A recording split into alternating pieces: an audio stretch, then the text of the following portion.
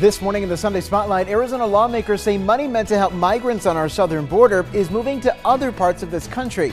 They say that is potentially setting the stage for big issues here in southern Arizona. Senators Kyrsten Sinema and Mark Kelly both telling federal leaders to explain themselves.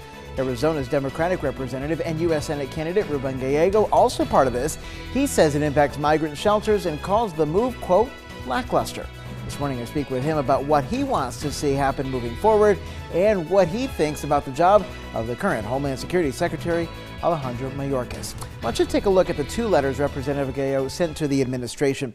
Part of it here says, quote, this funding shift has resulted in a much larger share being allocated to non-border states, leaving cities, counties, and nonprofits in Arizona short on the resources they need to both adequately respond to border crossings and continue to provide services to residents. I start my conversation with Mr. Gallego about what he thinks the impact of the move could be right here at home. Well, it's what I already have seen. Now, this comes from me actually speaking to our southern border communities as well as nonprofits, and they were telling me that they were seeing a declining reimbursement for what was occurring at the border. And I was concerned about that. And what does that mean? Well, it means that a lot of this is going to have to get picked up by using local taxpayer money, right? Whether it is local counties or cities. And as you know, a lot of our local counties and cities are very stressed. They are small. They're small to deal with the necessities of their towns and localities, but not to deal with the massive influx of asylum seekers that are coming in. So this is putting a strain on those budgets and on taxpayers. So this letter was in recognition that was going to happen and that is happening, and that the federal government should recognize that and step up and make sure that they compensate these towns and communities for the work that they're doing. Your colleagues in the Senate, Kyrsten Sinema and Mark Kelly, have sent letters as well. You have led this effort. You sent your first letter in June. The senators want to see the formula for how this money gets, divided out. What do you want to see from the administration? Look, I don't think we have to get into this. We need to, rob Peter to pay Paul. This is a problem, right? But there's no way we can deny that that what's happening in the border is a national problem that is happening because we've not passed comprehensive immigration reform. So what we need to do is make sure that our border communities are funded and taken care of wholly, and also at the same time for other areas that are dealing with this influx also that they are funded. There's no necessity for us to try to fight each other for this. Let's actually try to deal with a solution instead of trying to score points on each other. How big of a job do you think this is? I mean, we've talked about the immigration thing before. I've talked about it with all the senators, all the representatives, and it's a tough thing to do. But now when you're looking at focusing on migrants and helping them out as they cross the border, you do that and immigration. How complicated is it to find something that works for everybody here? Well, if you're talking about funding, yeah, I mean, look, if you're talking about funding, it actually isn't that complicated. I think that's the thing that's very frustrating to me, is that it's not a very complicated problem. Just dealing with the humanitarian aspect of this, right? The policy aspect of this, different story. Obviously, that's very complicated politics. But people, no matter where you are on the southern border, especially our southern communities, our Arizona communities, don't feel like they need to be paying out of pocket, out of their own tax dollars, and shouldn't, because of our broken immigration system.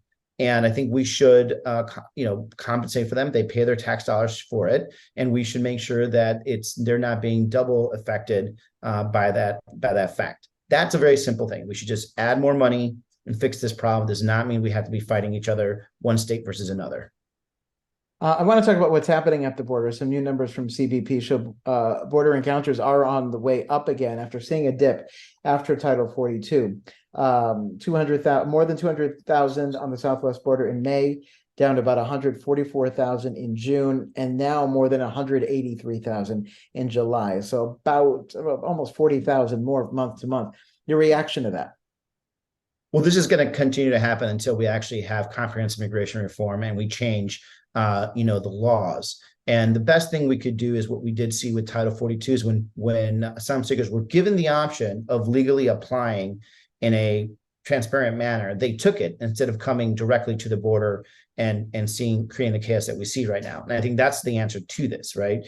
We need to make it easier for asylum seekers to seek asylum in their home countries or third countries, make it a very transparent system, make it something that they know is going to give them a fair shot. And I think you're going to see a lot less of them coming to our border checkpoints, clogging up our customs officials, and or using coyotes to get to a border patrol to seek for asylum. If we do that, I think that is something more manageable than the chaos that we do see at the border. So while DC is figuring out this funding issue, you've got those nonprofits, those non-government organizations at the border trying to help these folks. What's your message to them as this whole funding thing plays out? First of all, I'm sorry that this is happening. Thank you for all the work that you've been doing for a long time now. And let's be clear, a lot of these nonprofits are still going to be running deficits. They've been running deficits forever. They just need enough to be floating. That's what they're asking. They're not asking for the Cadillac plan. They're literally asking just enough so they keep lights on and pay staff. So thank you so much for all that work. And I can't let you go without asking you about the Secretary Alejandro Mayorkas. One of your letters is directly to him. Republicans in the House, Juan Ciscomani, among others, have called for him to be impeached. Where are you when it comes to supporting the secretary? Do you? Look, I want to work with the Department of Homeland Security and the administration, and I want them to get this done. Doesn't matter, whether it's Mayorkas or if it's, anyone else within the president's office. Fact is, they've been letting us down. They let us down specifically in this area that I've been focusing on. So they need to step up. There has been some good movement when it comes to the request to Congress, but even then, that request to Congress for funding for our border communities is still under what we need. So we need them to do their job, help our border communities, and make sure they work with us here in Arizona so we actually can adequately answer the problem that has been, unfortunately, we've been dealt with for a couple of years now. Do you have confidence in the job that the secretary is doing?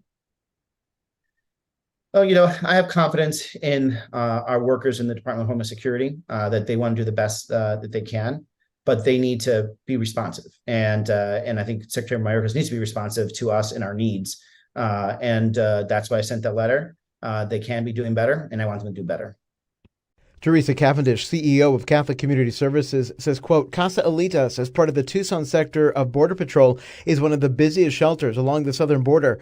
We currently receive 400 to 850 people per day and rely almost entirely on the FEMA funding distributed to us to offer hospitality and humanitarian aid to the migrants and asylum seekers we receive. She continues, without an adequate level of funding to accept everyone coming to us through DHS, our local communities will likely experience street releases when shelter space are not available, and ICE Border Patrol must process and release the people in their custody. That is it for this week's Sunday Spotlight. Thank you for joining us. I'm Andrew Cavasso. 13 News Live this morning is back after this quick break.